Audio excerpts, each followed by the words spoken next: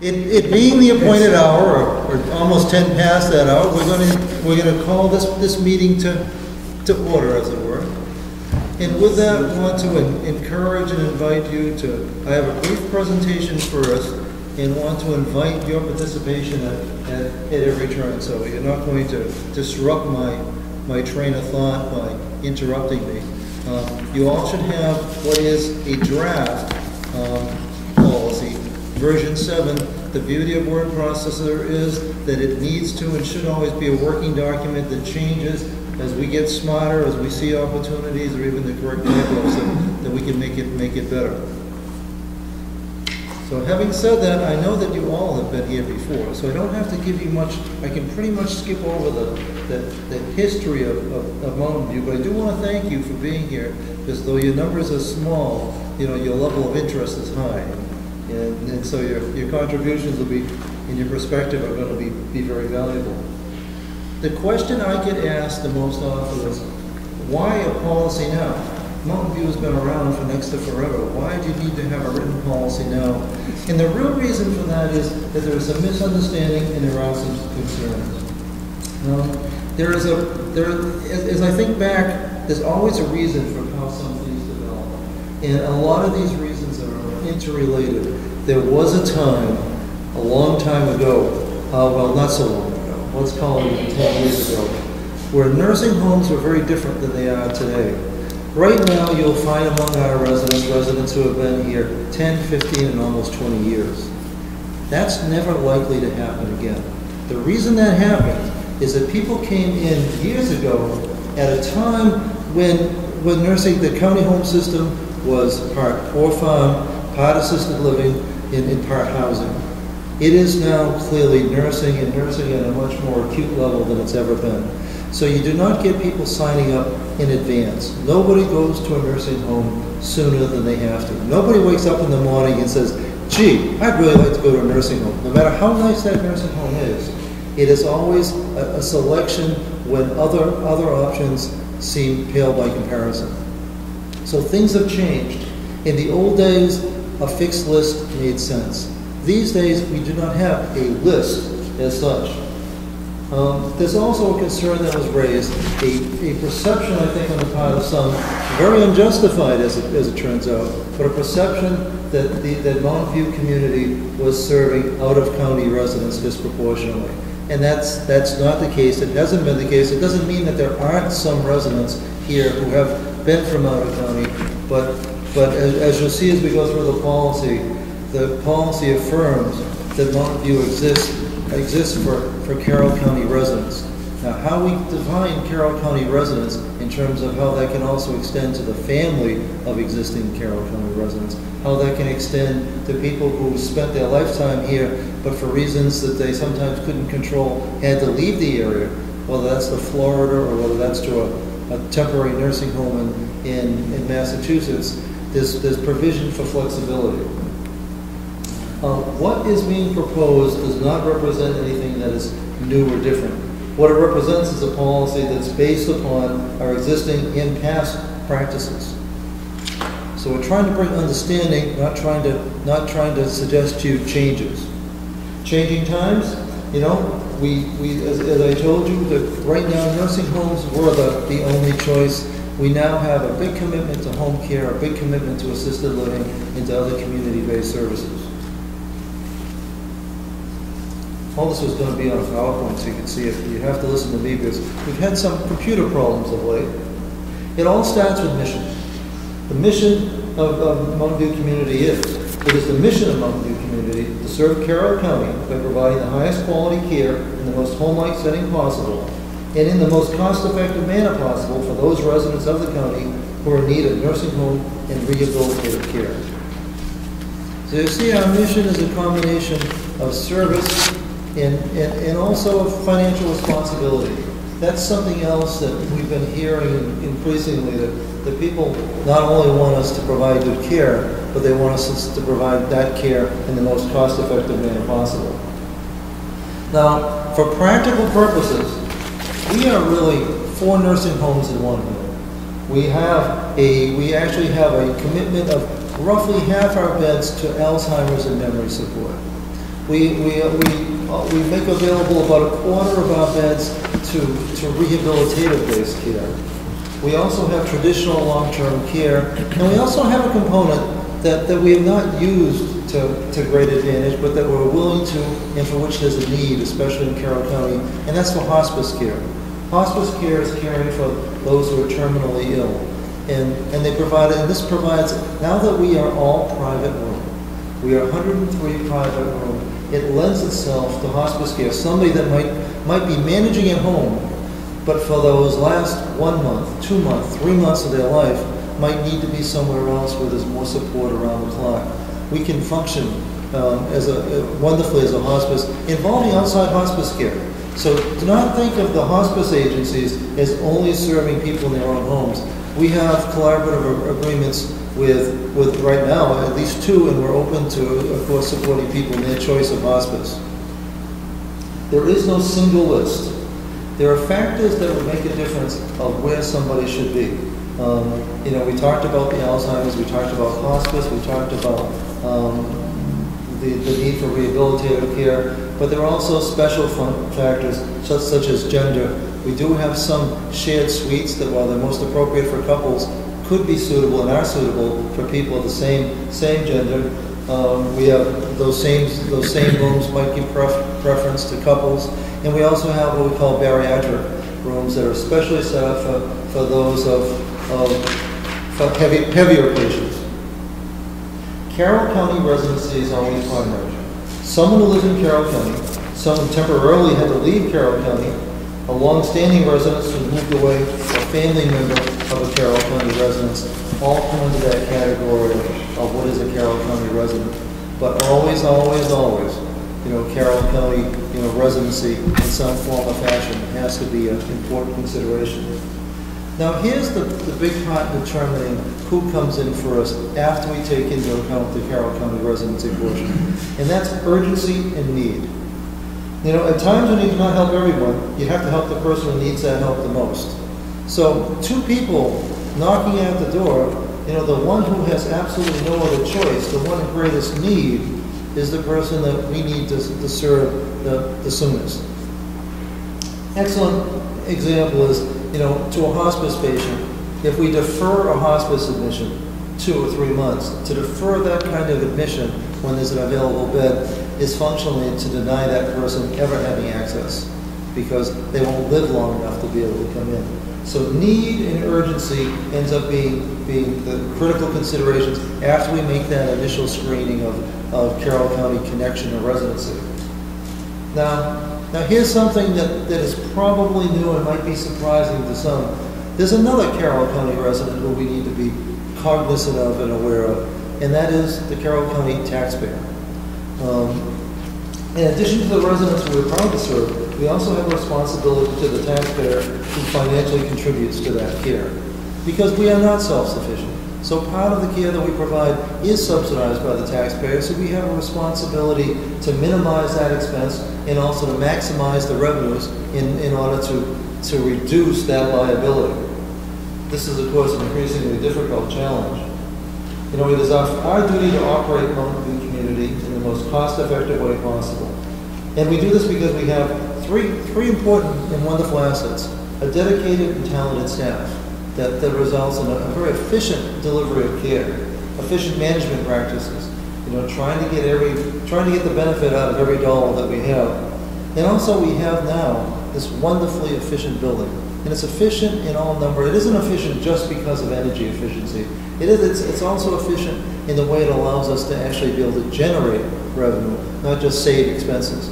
We can save expenses all we want, but without generating revenue, there'll never be any hope for us to significantly balance that budget. Reducing expenses will only get us part of the way there. We also need to increase revenues. The practical reality is that Medicare, rehab-based care, and those who pay privately for long-term care help to balance the budget. This is called payer mix, and the right balance is needed. For discussion, what we put out there as being the right balance is a payer mix of Medicare at 10%, private at 25%, and Medicaid at 65%. That feels like a good balance. And so there's an aspect of balancing that we need to work into this, along with residency, which is essentially non-negotiable, and then need. And so that we need to serve a broad spectrum of people without particular regard to their financial ability. I don't think we want to inherently discriminate against either somebody who doesn't have money or somebody who does have money. We want to create the appropriate mix that meets the needs. And this seems like a good starting point, and will lead to the commissioners over time to balance it out in a way that might meet the community needs better than I can assess. But we need to have a starting point. And this seems like a fair starting point. It comes down to the category of no money, no mission. Our primary mission is to provide great care. I don't believe the county has such deep pockets that it can continually afford to provide greater and greater subsidy. So I actually see the ability to raise revenue as being the most important thing that we can do to ensure and protect that we always provide quality care, because we can't keep cutting expenses. So in order to provide the care that we need to, that we should, and that we have, and that's been the history and tradition of the place, we also need to create a tradition of being cost effective and generating those revenues. And that's actually the 5-minute overview.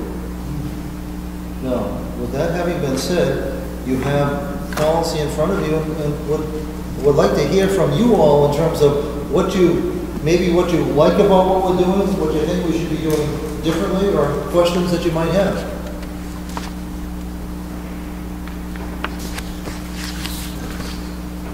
Chips first. I mean, it's sort of obvious to me as a bystander here, this is the solution to such a problem. But my first question would be, does need outweigh residency? I was unclear on how to picture that. So let's say you have two applicants, one with desperate need who's a non-resident, and one who's a resident. Who is Resident. So need really doesn't matter. If you're really trying to maximize or maximize your efficiency with regard to your percentages, 65-35 split of private pay versus Medicaid patients, there's no way that I can see that you could actually facilitate that if overriding everything is residency. Another point is, I've been living I've had a house in Lake Woosaki for the last 35 years with my parents and before. I owned it. It's worth $2 million. I pay a lot of taxes. I had a stroke yesterday. I want to come to years ago. I'm not a Carroll County resident, but I paid significantly more county taxes than anybody else in this room. Do I get any sort of preference? It could well be that the policy should also reflect county taxpayers and not just county residency, but that's a step that at the administrative level I don't feel comfortable taking. I think it's it'd be a very reasonable addition. Well, I wonder how I mean, you I think are going to end up having to create some sort of road-wearing board that mitigates these emissions, as opposed to just a reasonable man's approach to emitting everyone. Well, and while I think you could be right, what I've heard from virtually everybody who has cornered me is the Carroll County connection. And I think that might be able to be broadened, but the Carroll County connection is paramount. Nobody wants their tax dollars going to support those people from Hillsborough County or from Massachusetts or from anybody else. Is what I've been hearing. And when I look at the statistics, the numbers, the demographics, we have 103 beds. There's Mineral Springs in North Conway. There's another 100 beds in Wolfboro. We are not overbedded in this county, so that it's likely to be, there's going to be a need of Carroll County residents or people connected to Carroll County to keep us full. And given that we don't have if, if we had 30 empty beds, we should broaden the circle. But if we have a limited capacity, serving the needs of the people who help build the place seems reasonable. To me.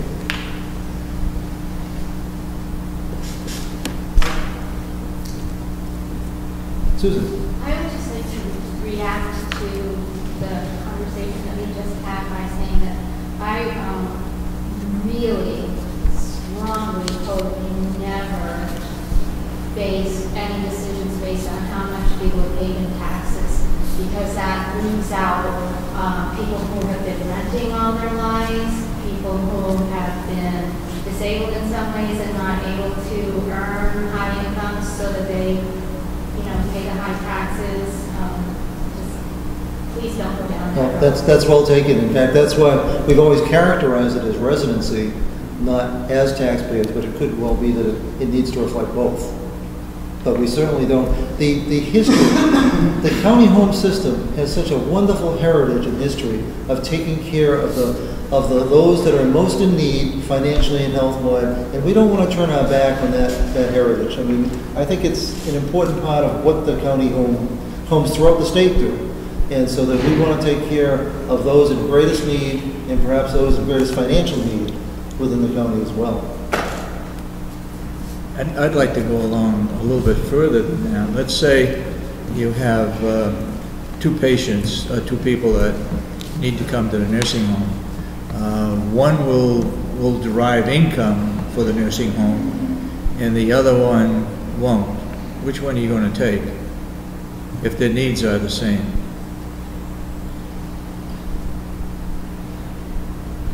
If they're exactly the same, it might depend on what that payer mix is. If we're already at our 25% private pay, then definitely we'd go with the person in greatest need. If we were at 10% and we weren't balancing the budget and they weren't in identical need, then it might make sense to be financially prudent to consider the person who is private pay.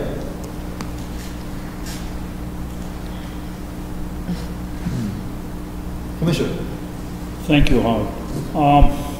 First of all, I'd like to see us expand it past the straight term of taxpayer. I think we've had two pretty good examples here tonight that somebody that has a summer house here and paid for it for 100 years, or the person that's indigent or rented for all that time, they certainly should be weighed in at the same as a taxpayer. My problem is that I know of 3 people that have been on the waiting list here for, one for over 18 months, I think the other one's 15 months, and the other one is not quite as long. I'm certain that in somewhere along the line there's been a room open for one of these people, but it's been filled, and they're Carroll County people. Those rooms have been filled by somebody else that had a more critical need.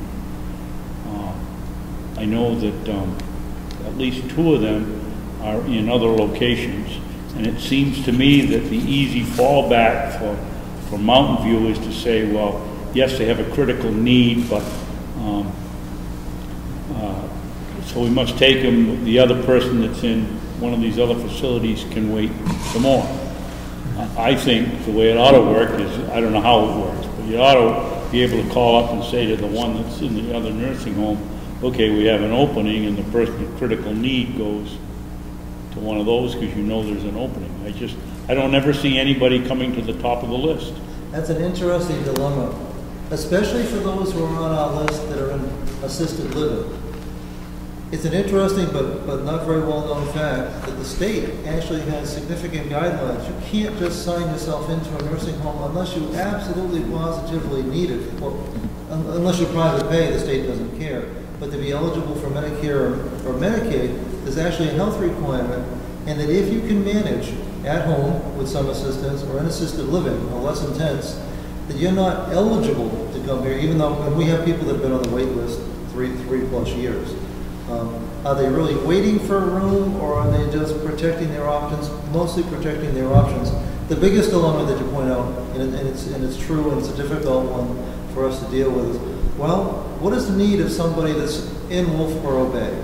They're in a nursing home 10 miles away. They want to be here. Somebody else from Ossipee who can't live in their home any longer, but needs nursing care. You know, they're both local people. This person's been on the list for a year. This person just came to our attention yesterday. Who's in greatest need? This person, we would typically be looking at this person who can't stay in their home anymore as being in greater need, but it comes at the expense of this other person, another local person who is right now safely cared for. That's what I say, you never float to the top. It's not never, but it not easily or quickly. Well, the other thing about that is that the person with the critical need tends to be in a hospital setting, which would be a rehab patient, which would be a higher payout to us if we take them.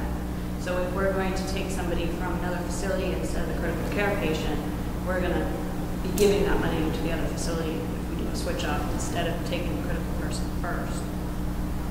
What Lisa's pointing to is that there's been a tradition in the county home system to let the private sector take all the money, and impoverish people, and then say, the county, take them, they're yours. And we don't want to do that, whether it's short-term with rehab or even long-term. You know, quite frankly, I think we need to find a way to reach out to those residents in Wolfboro Bay or Mineral Springs that want to be here.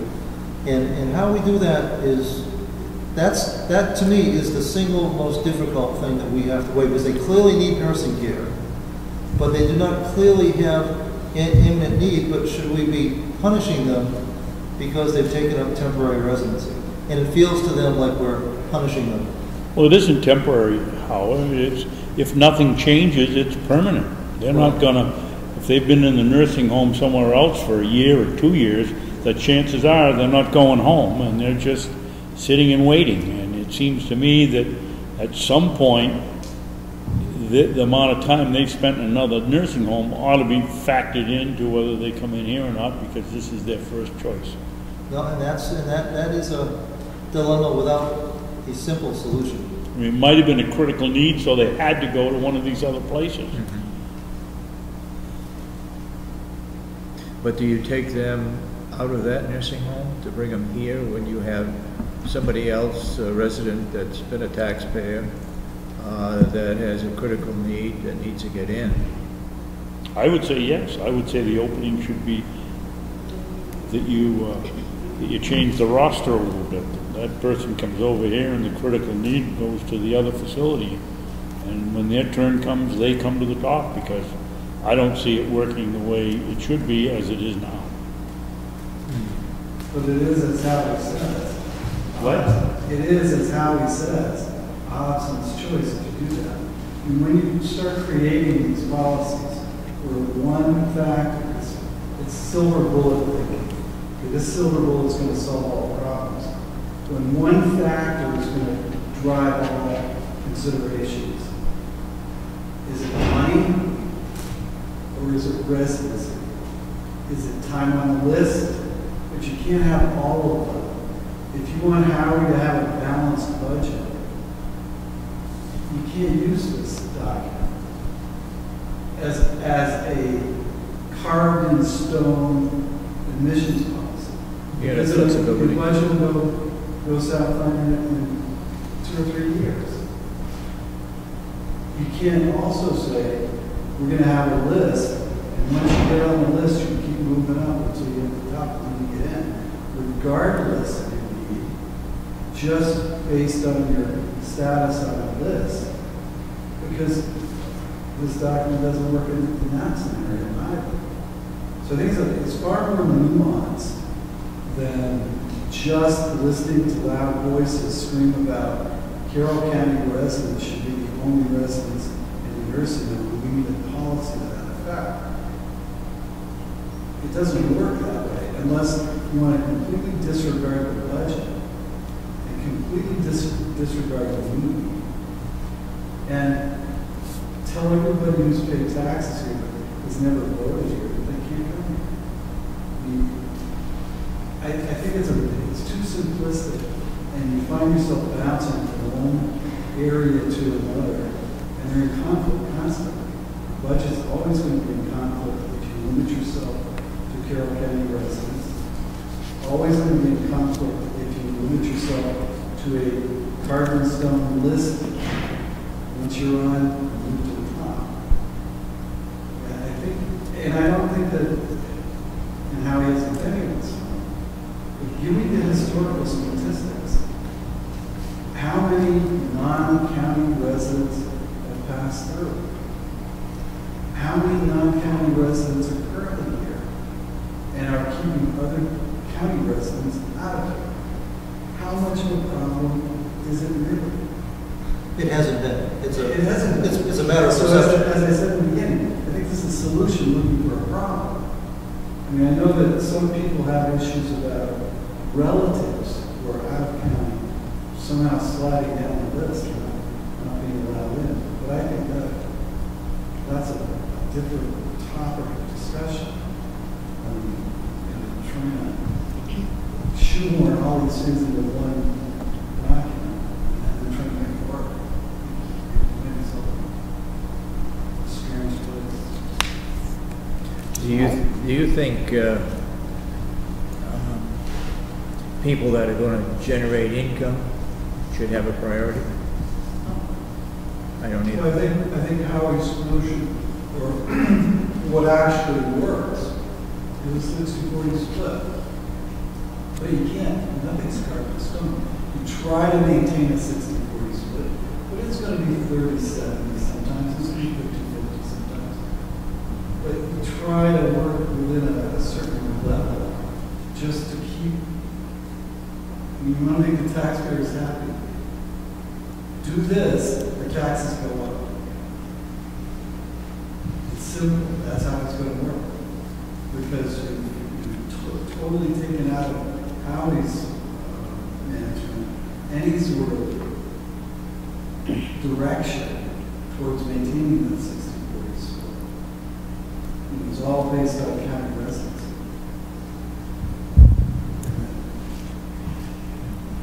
And I think we should all have a bit of a problem with this localization. We built a really nice nursing home here in Carroll County. We are still residents of the state of New Hampshire. We're still residents of the United States. We're not, the local community isn't our only concern. We're all in this together. I appreciate some people at the far right don't feel that we should be, but we are all in this together. So some people come from out of state or out of town. That's the way it goes. But once again, I don't think there's ever been any statistical analysis of that. I think we should use this as a guideline and just study every case carefully because everyone has different needs. You're probably right, not to but maybe a better document would be, but this is a guide. If you truly feel that you've been misused by the administrator of the nursing home or the admissions director, have a policy where those people can come to the commission, present their case, and how will have to defend his position. Get yourselves into the decision-making position. If somebody has a problem, who do they go to now? Sorry. Well, they go to the doctor. They probably go to the social worker. Because the doctor comes to you. I mean, at what point in time does... He knows better about their medical condition than I do.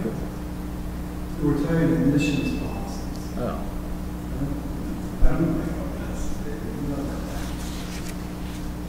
that. I would like to say that, and actually I might read some testimony because I did spend a lot of time this week thinking about it, but the one word that you said that was so meaningful to me was flexible. I don't see flexible in here in this policy, and I think that when we write a policy, we have to stand behind it. And in this day and time of lawsuits, I think we need to be really careful about what we write and what we say and what we do.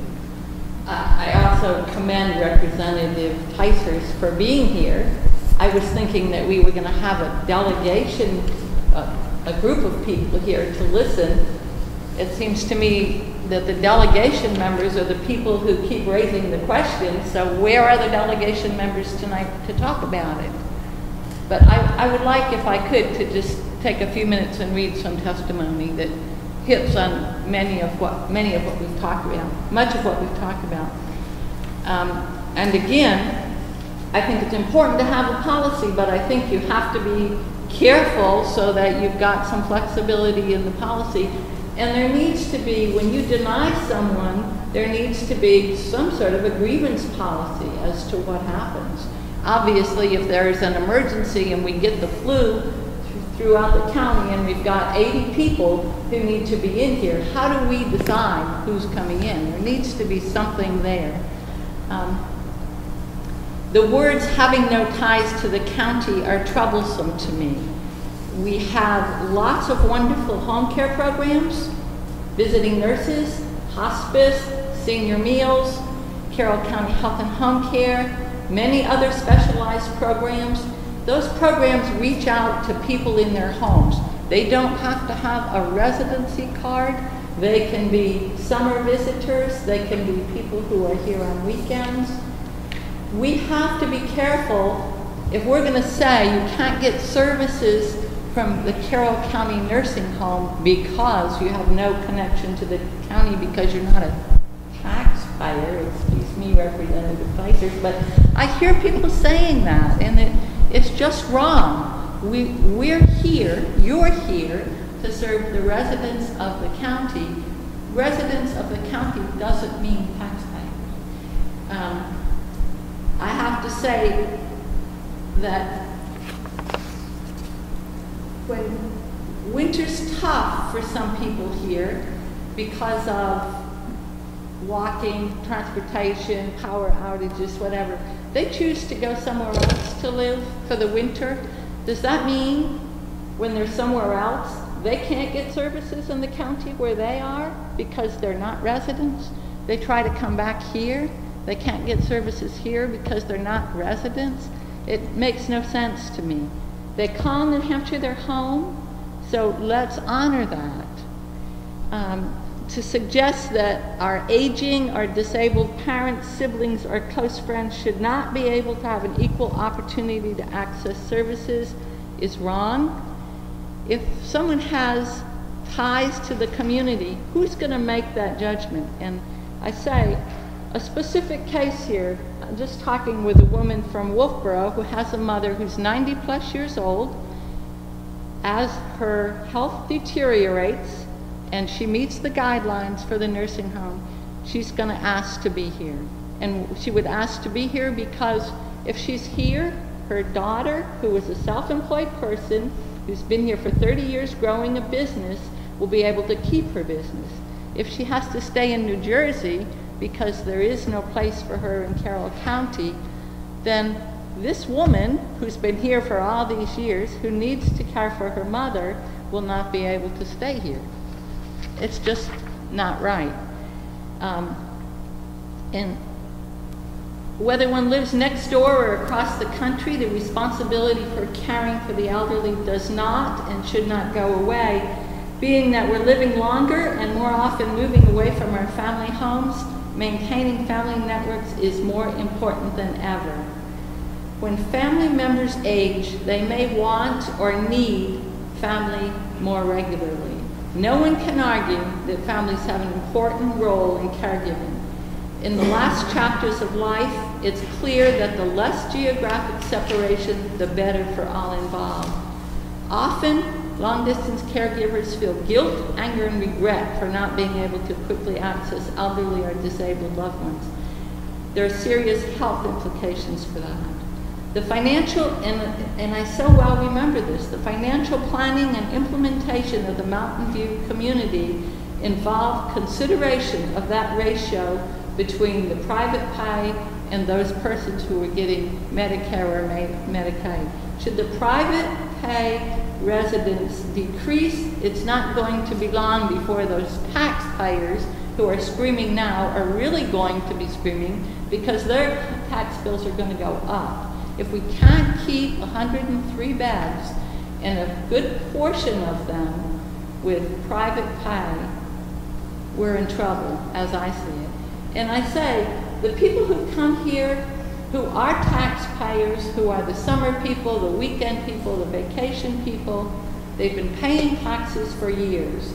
Because they may be a resident of some other state, should not disqualify them from being able to come here. They have county ties. Who determines county ties? And if you're going to say that county ties or county connections are part of your policy, I'm sure you're going to want an attorney somewhere to look at that policy and tell you, you need to define what county ties mean. I suggest that you never turn away someone from Carroll County who meets that criteria that you have, who's medically needy, but that's not the decision of the delegation, it's not the decision of the commissioners. The authority and responsibility, as I understand it, lies with the administrator of the Mountain View community. That's the person who makes that decision. Wonderful that we're creating guidelines and wonderful we're having this conversation, but as Howie has indicated, there are already existing criteria for who can be admitted to a nursing home. There can be pressure from the social worker at the hospital, there can be pressure from delegation members or commissioners, but that final decision has to go to the person who is responsible for running the nursing home. Thank you for letting me rant, but I think, and also it's National Nurses Week. Thank you nursing home employees who happen to be here for doing what you do and making this nursing home such a wonderful place that everybody would like to come here. When you compare this nursing home with other facilities, we come to the top. And isn't that a wonderful problem to have? Thanks. You're not saying that people we could take in for private pay that not necessarily are as bad as those that are in critical need.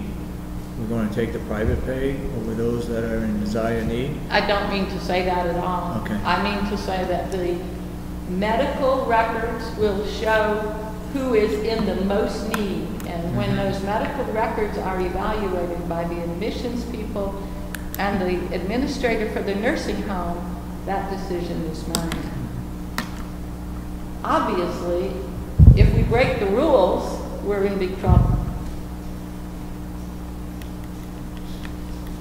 And again, you know, we have funded programs.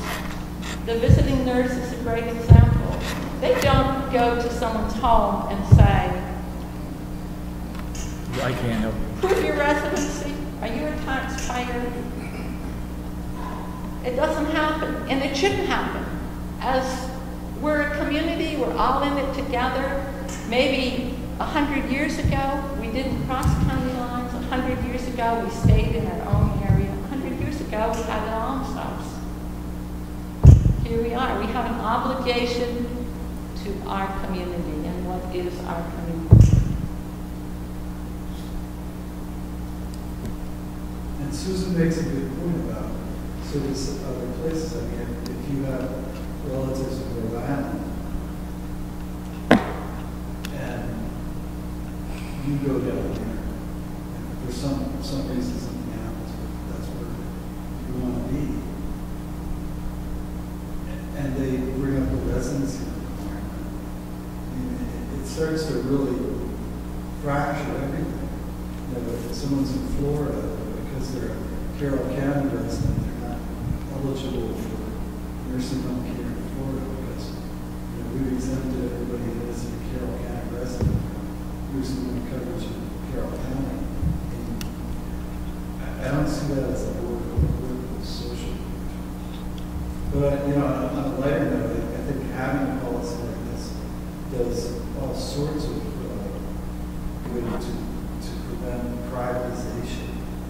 any private out there that can do this policy canvassing. This is not, I can't make a living with this. So these we would have to. That's why we're a county nursing home, not a Exactly. private nursing home. Because we can take the real bad ones that nobody else will take. That's exactly the case, because in the private side, if we're giving clear preference, we leave the residency aside to those in greatest need. That isn't who the private sector wants to serve. They want to serve those in lowest need, so they have lower staff ratios, greater return, perhaps even greater turnover. Now, this is a manageable business model, but it's not an ideal business model. I think it's well balanced to the mission of the company. But Chip, I'll be devil's advocate, and I'm not really arguing this position. But if we look at how the state university system treats in-state tuition as opposed to out-of-state tuition, they do want you to establish residency in order to be eligible for that in-state tuition. So a reasonable consideration for residency is not a bad thing. I'm not saying that it has to be ironclad, there can be no exceptions, but to provide some guidance, to provide some priority in thinking is not a bad thing. I think if you actually looked at the application and attendance at a state college, the only benefit one gets in residency is a tuition benefit. The admissions policies, I don't believe reflect citizenship. They reflect your ability to attend college and be successful. I'm not saying that's the greatest thing. You don't think the university has a certain percentage of people that are from New Hampshire because New Hampshire people support I them? had a hard time getting through high school. It's so hard to talk about that, but let me say that in New England, we have a New England agreement that says if, for example, New Hampshire has a program in meteorology, but Vermont doesn't, then this New Hampshire person can exchange and go to Vermont without paying tuition. That's the same kind of thing that we're asking for here. It's the golden rule. Could we say Belknap County residents can come here if our residents can go to Belknap County? Can we have that kind of agreement and that kind of exchange as the university system has? I think it's pretty poor, actually, to compare university admission to nursing home admission. Granted, you have criteria, and granted, I mean, the Effingham Recreation Program comes to the Ossipee Recreation Program. They're all taxpayer funded, and maybe they pay a little extra money for doing it. Nursing home care, as you well know, is a whole lot more complex than that sort of arrangement. Commissioner? Thank you. Representative Wiley, I understood you to say that if somebody wanted to take a meteorology course in Vermont, and they were from New Hampshire, they wouldn't have to pay any tuition. They would not pay out-of-state rate. Okay, like you said, no tuition. I'm sorry. They have a reduced. We don't want to run this thing with no. Absolutely. Doesn't it kind of sort itself? I mean, I think if you ever did an analysis of residency, it sorts itself.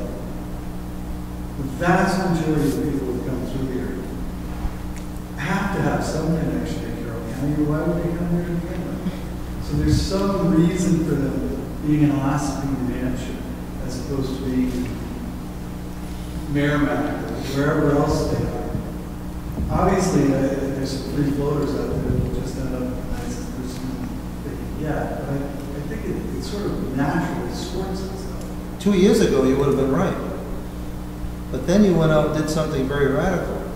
And built a nice nursing And built a nice nursing home that is suddenly marketable to people who have discretionary, who have some discretion. In the 2 years ago, it was a level playing field. Now you've actually created something that's in the nursing home world is the best pick in the state, and so it's a little anticipatory because the rest of the world doesn't quite know it yet. But when it's discovered, I think we're going to see that there's going to be greater demand from people wanting both quality care, wanting private room, and wanting a wonderful environment. which is this is a great problem to have. We're going to be desirable, which means that our census, there were in the old days census problems, and that makes a big difference. When you only have 103 beds, it's really important to keep 102 of them full. That's not going to be a problem going forward for us as long as we keep the quality where it is, because the accommodations are so wonderful.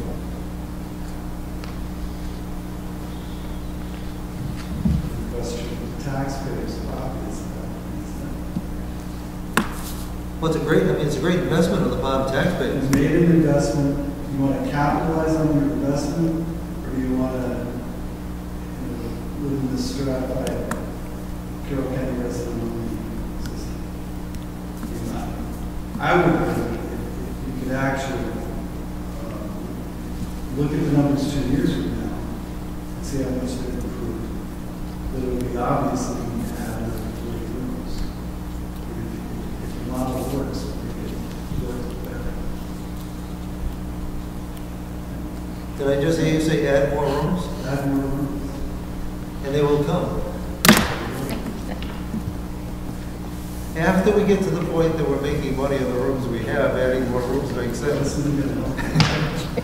Otherwise, it's like losing, if you're losing 10 cents per watermelon, getting a bigger truck, then you're going to solve the problem.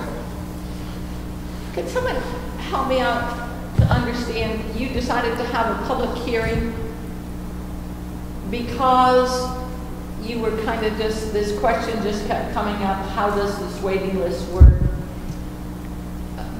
Where are our delegation members? Did they not have an interest in that conversation? Subcommittee did.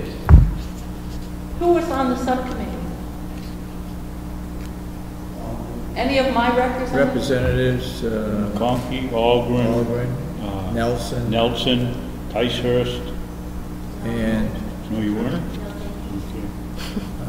But she's here. Who else was there? Who else was there?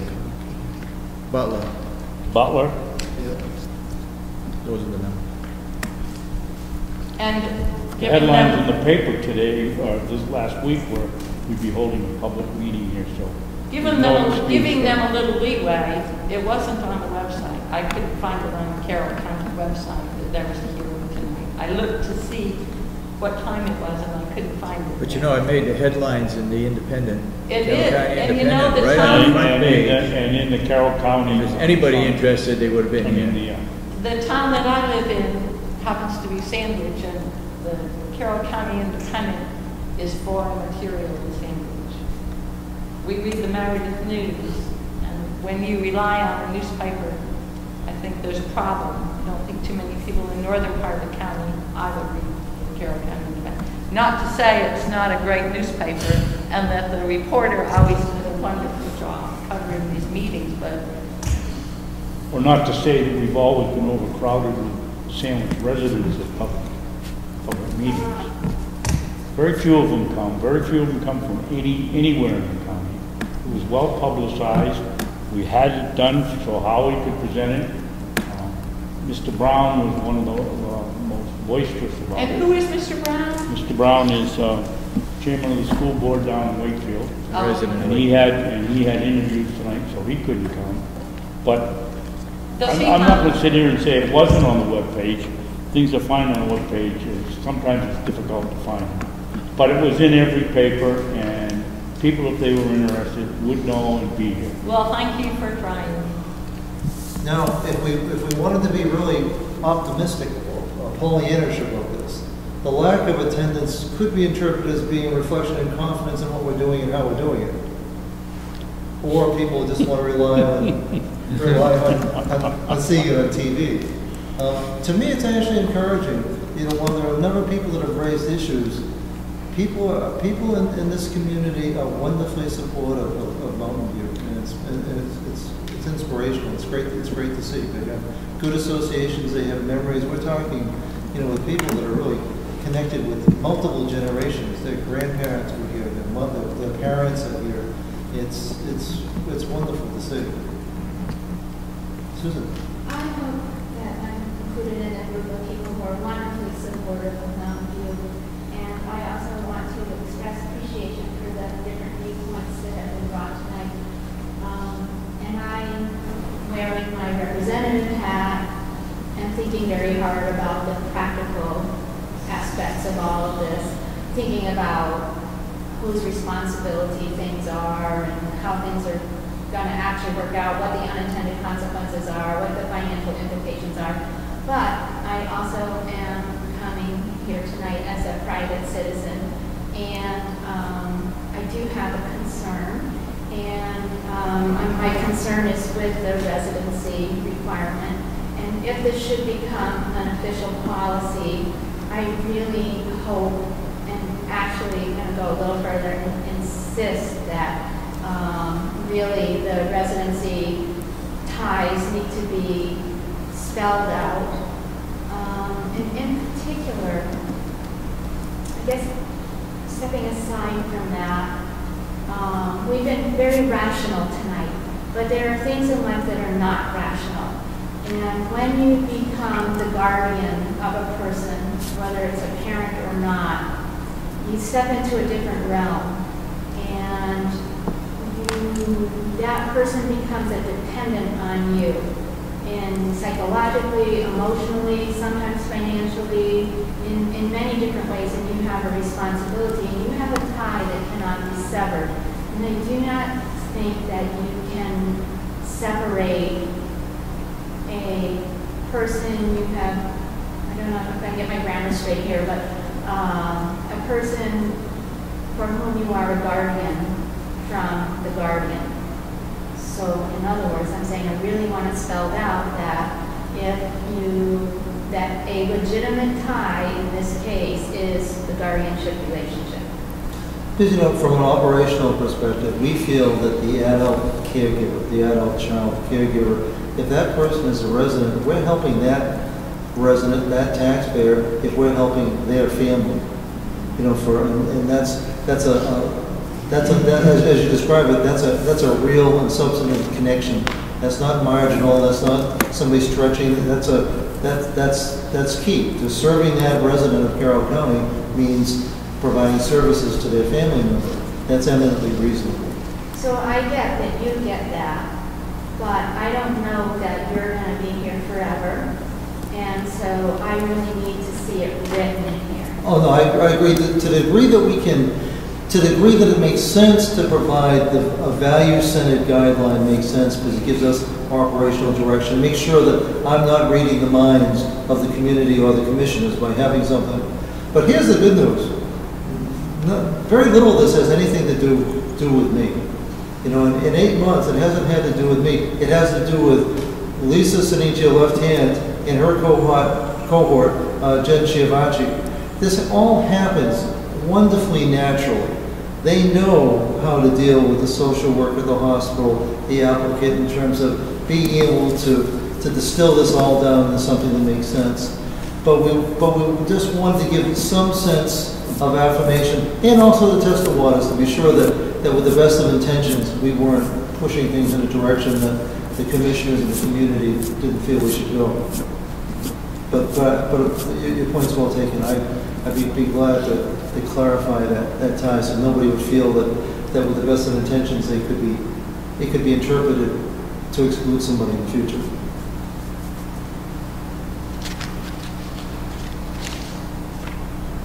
Anybody else got any comments? Are we all done? Well, this has been awful quiet. Thank you, Howie, for your presentation. You did a good job. Yeah, thank you very much. Thank you all for coming. So,